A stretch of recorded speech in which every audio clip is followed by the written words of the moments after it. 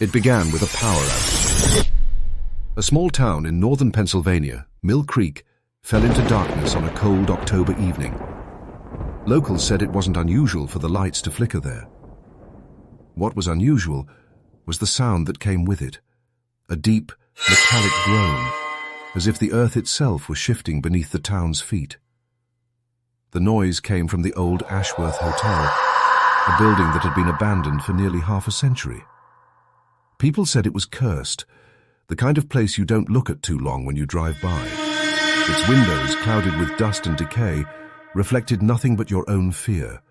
Yet, as the story goes, a group of paranormal investigators, 3 friends who ran a small YouTube channel called Spectre Signal, decided to film there after a local woman claimed she saw lights flickering in the windows again. They thought it would make a great Halloween special. They had no idea what they were walking into. The footage you're about to hear excerpts from was never officially released.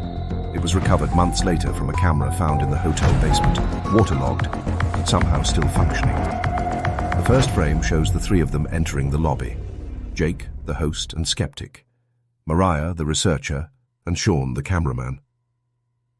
Their voices echo as they step inside, their flashlights slicing through dust-thick air. The Ashworth Hotel was built in 1912, a luxury stopover for travelers along the Pennsylvania Railway.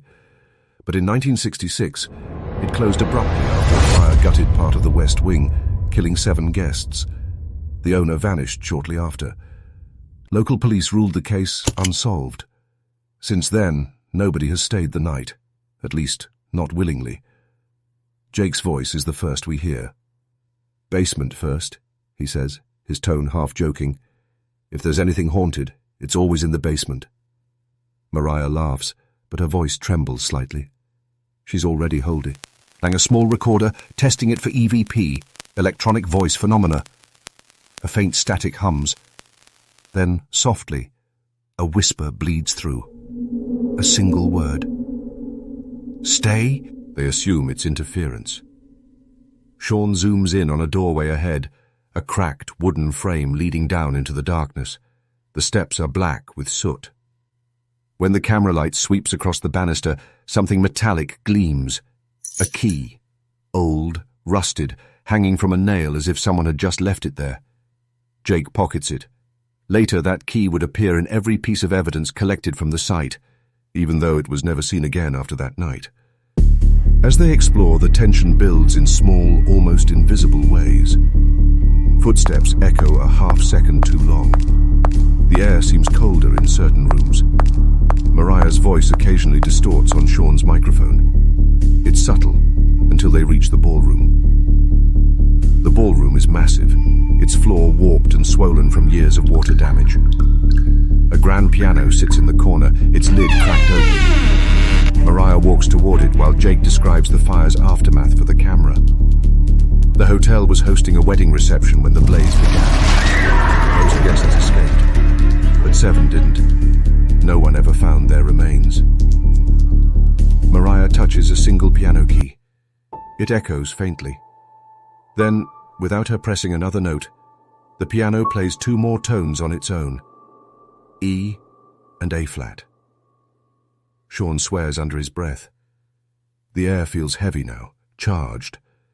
Jake, ever the skeptic, says it's just temperature expansion, old wires snapping. But the look on Mariah's face says otherwise. She's staring into the reflection of the piano's glossy interior, and she sees movement behind them. Sean whirls around. No one's there. Only the warped reflection of the chandelier swaying overhead. They continue filming, now visibly shaken.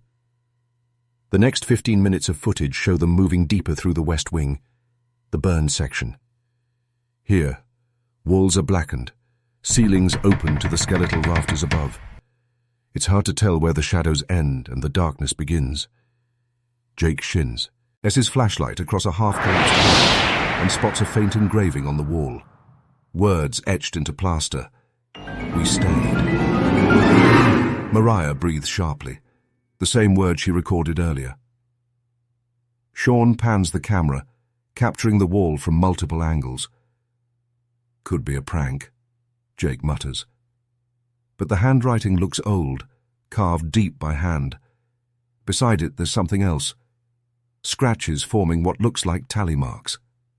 7 of them, Mariah whispers. The 7 victims.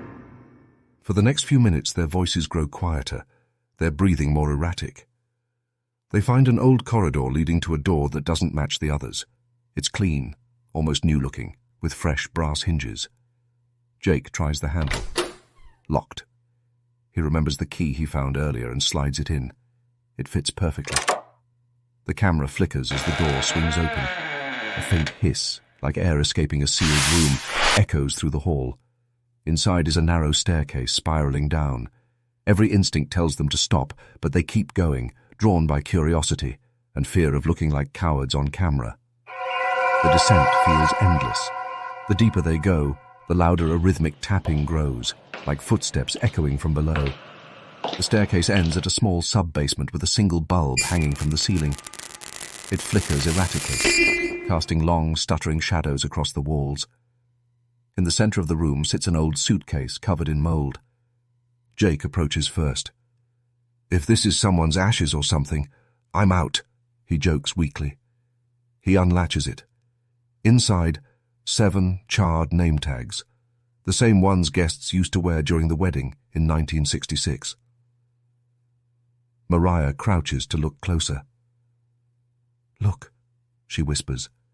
Each tag has a faint black smudge, like fingerprints burned into the metal. Then Sean's camera catches something else, a faint human shape reflected in the suitcase lid. It's standing behind Jake. The footage cuts sharply to static. When it resumes, the trio is back upstairs, visibly shaken. The timestamp shows 15 minutes missing. Sean swears the battery drained completely, even though it was full before. Mariah's recorder keeps turning itself on and off. Every time it does, the same word repeats, fainter each time. Stay. The group decides to leave, but as they head toward the exit, the lobby doors are already open. Cold wind rushes in, scattering papers across the floor. Jake stops abruptly. His flashlight catches something outside, a faint silhouette standing in the rain, motionless, facing the building. He calls out. No answer. They step closer, hearts pounding, and realize it's not a person. It's a mannequin, burned, with a wedding veil melted onto its head. It hadn't been there when they arrived. Mariah turns to Sean. "You're still recording, right?" Sean nods silently, panning the camera over the mannequin's face. The rain makes it glisten like real skin. Then, in the background, faint piano notes echo again from the ballroom. 3 tones this time. They run.